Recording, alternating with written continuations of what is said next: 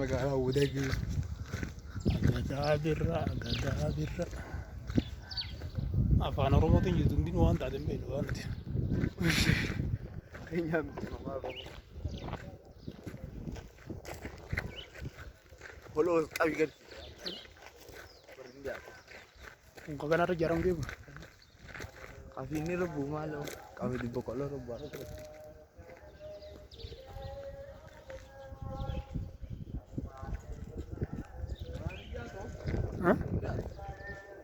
Maashin jabadde.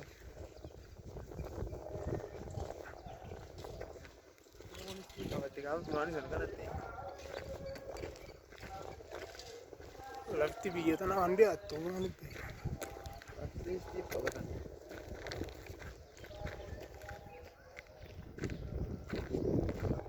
Magaazina namni mo'aa buusuuf reeffatu isaa qofa akkas jechuudha.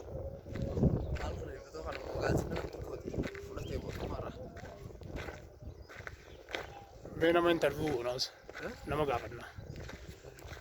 Maaliif akka jijjaaramee taa'aa? Nagaalee dhufee yeroo buufata baay'ee.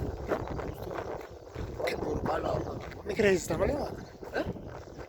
Ni kireessita abbaa dhuunfaatiin immoo kan mootummaatiin beekna.